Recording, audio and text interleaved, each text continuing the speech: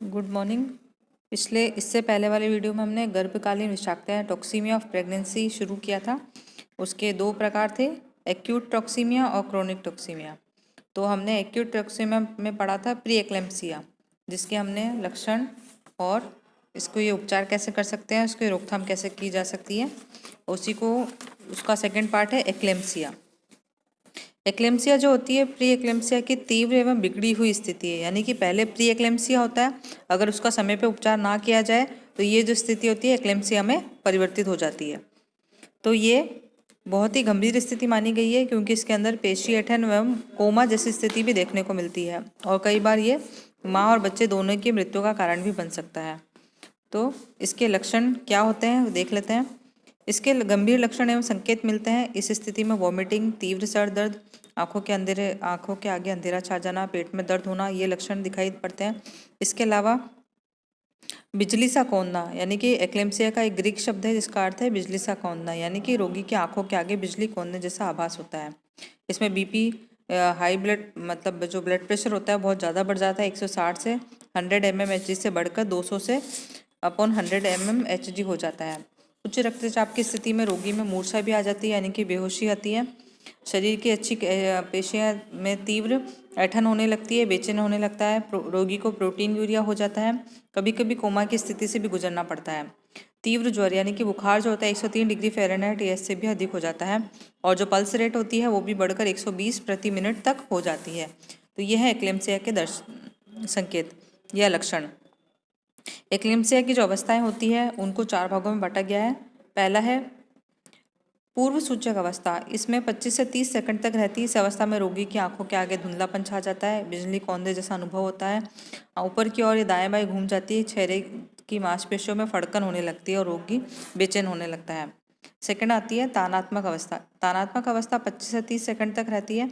इसमें स्वर यंत्र की पेशियों में डायफ्राम में संकुचन होने लगता है, श्वास मार्ग में अवरुद्ध होने लगता है, बोलने में कठिनाई होती है, दांत जो होते हैं जकड़ जाते हैं, दागों के बीच में कई बार जीभ भी आ जाती है। ये इसकी सेकंड स्टेज होती है। थर्ड है ऐंठन युक्त अवस्था। ये 1 मिनट से लेकर 4 मिनट तक रहती है। इसमें सभी मांसपेशियों की तीव्र रूप से ऐंठन होने लगती है, जिससे कि महिला बेचैन होने लगती है। मुंह से लार का अत्यधिक स्रावन होने लगता है, कभी कभी मुंह से झाग भी निकलने लगता है, और रक्त स्रावन भी होने लगता है। वोमिटिंग होती है, कभी कभी श्वास नलिका में प्रवेश करके बाधा उत्पन्न करती है। रक्तचाप काफ़ी बढ़ जाता है, 180 से 110 तक इसका ब्लड प्रेशर बढ़ जाता है। रोगी के मस्तिष्क में रक्तस्राव होने लगता है, नाड़ी गति तेज हो जाती है 120 प्रति मिनट, और धीरे धीरे होने के बाद ही सामान्य स्थिति में आती है। इसकी जो फोर्थ स्टेज होती है वो होती है मूर्छा की अवस्था। रोगी की श्वसन क्रिया बंद नहीं होती, बल्कि श्वसन मार्ग से आवाज़ आने लगती है, ऐंठन समाप्त हो जाती है, स्त्री बेहोश हो जाती है और कई घंटों तक बेहोश पड़ी रहती है। होश में आने से पूर्व कभी कभी तीव्र ऐंठन भी होने लगती है।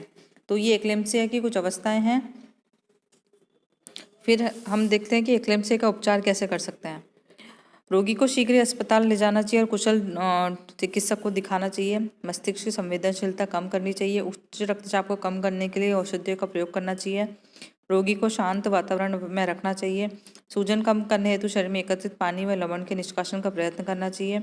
उच्च रक्तचाप की स्थिति में गर्भवती माँ स्त्रियों की जान की अगर ऑपरेशन से अगर डिलीवरी कराने की जरूरत पड़े तो करवा लेना चाहिए। मस्तिष्क वृक्क या गर्भाशय तथा रक्त परिसंचरण बनाए रखने के लिए प्रयत्न करना चाहिए। रोगी को मानसिक चिंताओं से दूर रखना चाहिए। उसको इतनी देर तक आराम की अवस्था में रखना चाहिए जब तक कि उसकी स्थिति सामान्य तक ना हो जाए। रोगी को पीठ के बल न लिटाकर एक करवट लिटाना चाहिए। रोगी को नींद की दवा देकर सुलाने का प्रयास करना चाहिए ताकि उसको पर्याप्त आराम मिल सके।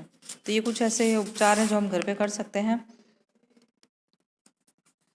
इसके अलावा देखने में आया है कि भारत में एक्लेम्पसिया से मातृ मृत्यु दर 2 से 30% तक होती जाती है, और कई बार सही उपचार ना मिलने की वजह से माँ और बच्चे दोनों में मौत का कारण बनती है ये परेशानी।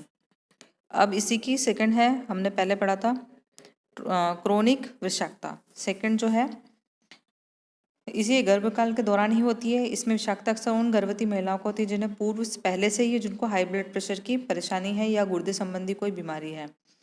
ये इसमें भी उच्च रक्त यानी कि इसमें भी ब्लड प्रेशर बढ़ जाता है। सामान्य 130 से 90 होना चाहिए, लेकिन गर्भकाल के 4 से 5वें महीने में शुरू हो जाता है, और रक्तचाप 150 से 100 हमेशा बना रहता है।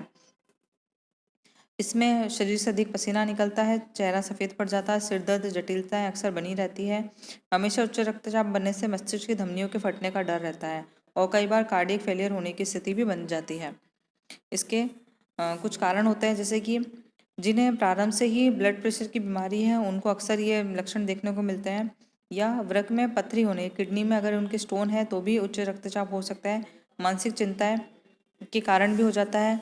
गुर्दे की नलिकाओं में अगर विकार हो तो भी हो जाता है। तो ये कुछ ऐसे लक्षण हैं जिसकी वजह से अक्सर हाई ब्लड प्रेशर जो होता है उनके पूरे गर्भकाल के दौरान बना रहता है। तो इसके उपचार के लिए इसका जो उपचार है वो भी प्री एक्लेम्सिया की तरह ही है। रोगी के वजन पर निरंतर ध्यान देना चाहिए कि इसका जो वजन है वो सामान्य से ज़्यादा ना बढ़े, और तुरंत आराम की स्थिति में रहना चाहिए। अगर नींद नहीं आती तो नींद की दवा का प्रयोग करना चाहिए। मानसिक चिंताओं से दूर रहना चाहिए। अत्यधिक थका देने वाले काम या व्यायाम नहीं करना चाहिए। रक्तचाप कम करने के लिए औषधियों का प्रयोग करना चाहिए और कुशल चिकित्सक को दिखाना चाहिए। दूसरी इसकी जो बीमारी दूसरा जो इसका लक्षण होता है कि अगर उसको कोई रीनल डिजीज़ है या गुर्दे की बीमारी है तो उसकी वजह से भी इसमें ये लक्षण देखने को मिलते हैं।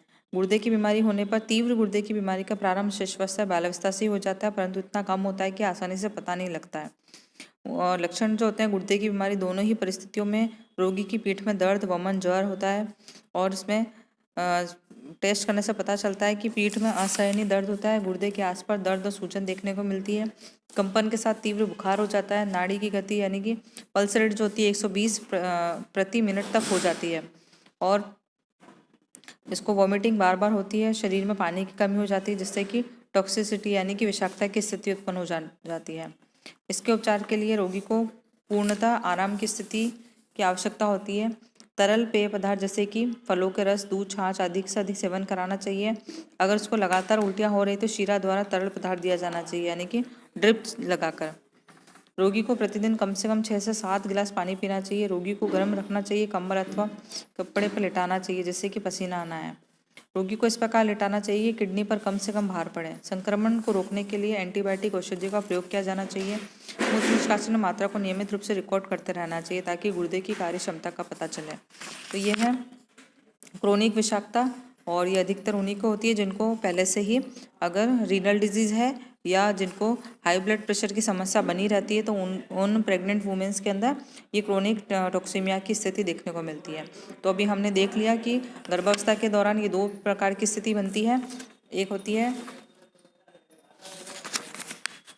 एक्यूट एक्लेम्सिया और क्रोनिक टॉक्सीमिया। तो ये दोनों ही लक्षण खतरनाक होते हैं, और इन दोनों का हमने लक्षण भी देख लिए हैं और उसको किस प्रकार इसका उपचार किया जा सकता है, घर पे इसकी किस तरह से रोकथाम की जा सकती है। धन्यवाद।